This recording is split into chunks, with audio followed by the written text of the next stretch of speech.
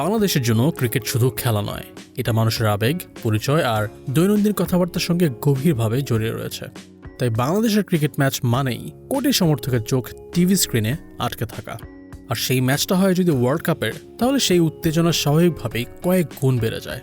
কিন্তু 2026 সালের টি-20 ওয়ার্ল্ড কাপে সেই চেনা ছবিটা দেখা যাবে না, কারণ আইসিসি মেন্স টি-20 ওয়ার্ল্ড কাপ 2026 খেলতে যাচ্ছে না বাংলাদেশ ক্রিকেট দল। 1999 সালে প্রথমবার বিশ্বকাপে অংশ নেওয়ার পর এই প্রথম কোনো আইসিসি ক্রিকেট ওয়ার্ল্ড কাপে থাকছে না বাংলাদেশ। ক্রিকেট যেখানে মানুষের দৈনন্দিন জীবনের অংশ, সেখানে বিশ্বকাপে না থাকা শুধু আবেগের জায়গা নয়, বরং অর্থনীতির দিক থেকেও বড় একটা ধাক্কা। আমাদের আজকের ভিডিওতে আপনাদের কাছে তুলে ধরব 2026 টি-20 ওয়ার্ল্ড কাপ না খেলায় বাংলাদেশ আর্থিকভাবে কতটা ক্ষতির মুখে পড়তে পারে।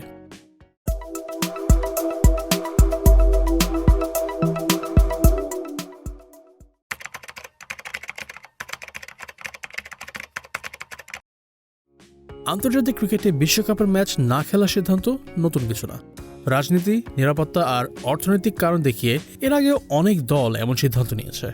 1996 সালের ওডিআই ওয়ার্ল্ড কাপে শ্রীলঙ্কার গৃহযুদ্ধের প্রেক্ষাপটে অস্ট্রেলিয়া ও ওয়েস্ট ইন্ডিজ শ্রীলঙ্কায় যেতে অস্বীকৃতি জানায়, ফলে দুটি ম্যাচে শ্রীলঙ্কা ওয়াকওভার পয়েন্ট পায়।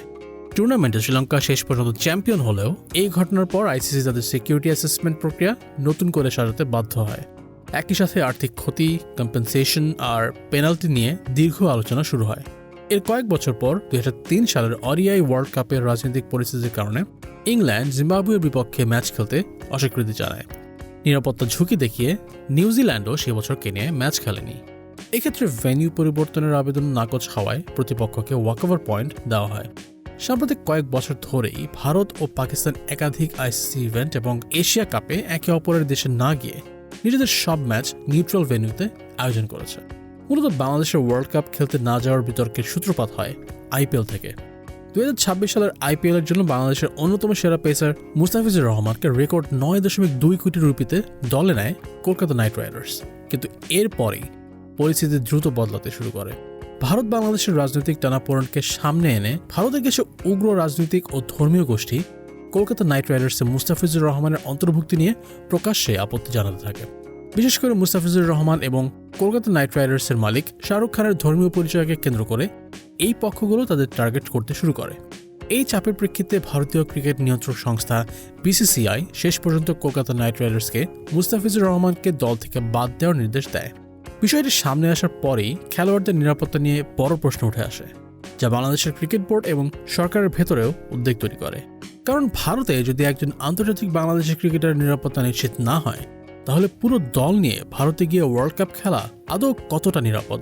যে কারণে বাংলাদেশ আনুষ্ঠানিকভাবে আইসিসিকে জানিয়ে দেয় নিরাপত্তাজনিত কারণে তারা ভারতে গিয়ে টি-20 ওয়ার্ল্ড কাপ খেলতে পারবে না। একই সাথে বাংলাদেশ তাদের সবগুলো ম্যাচ সহ আয়োজক শ্রীলঙ্কা আয়োজন করার অনুরোধ জানায়।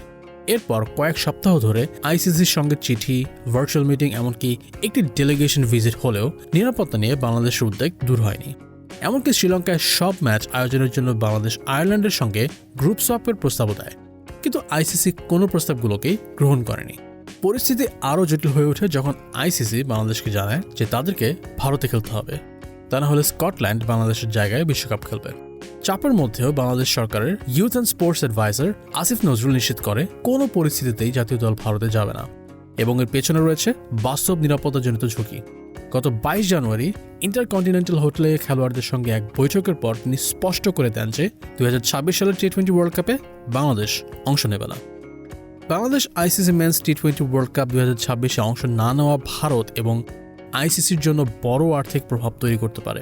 2024 সালের টি-20 ওয়ার্ল্ড কাপের জন্য আইসিসির ব্রডকাস্টিং রেভিনিউ ছিল আনুমানিক $1.15 বিলিয়ন, যেখানে আইসিসির মোট আয়ের প্রায় 80% আসে দক্ষিণ এশিয়ার মিডিয়া রাইটস থেকে, যা বিশ্ব ক্রিকেটে এই অঞ্চলের দর্শক ও ক্রিকেটের প্রভাব কতটা বড় তা স্পষ্ট করে। যে কারণে বাংলাদেশ বিশ্বকাপে না থাকায় বাংলাদেশের কয়েক কোটি দর্শক এবং বিজ্ঞাপন বিক্রির সম্ভাবনা হারাবে আইসিসি। অর্থাৎ এর প্রভাব পড়বে মোট ভিউয়ারশিপ, বিজ্ঞাপনের দর, ভবিষ্যতের মিডিয়া চুক্তি সহ বিভিন্ন ক্ষেত্রে।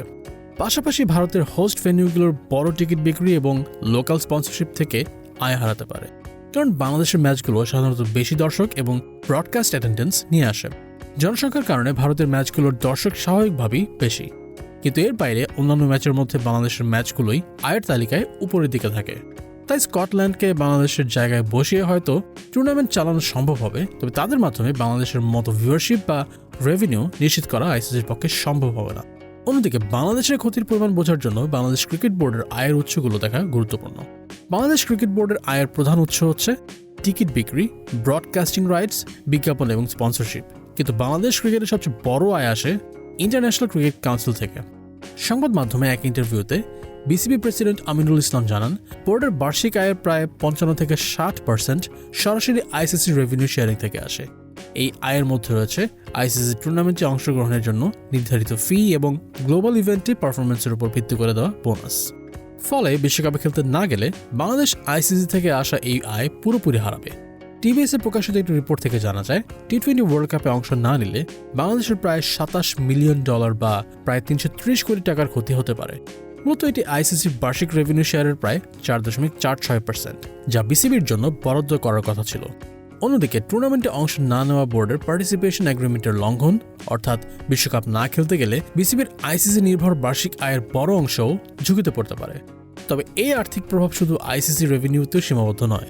বিশ্বকাপ না খেললে বাংলাদেশের $3 লাখ বা 3,66 লাখ টাকা পার্টিসিপেশন ফি থেকেও বঞ্চিত হবে।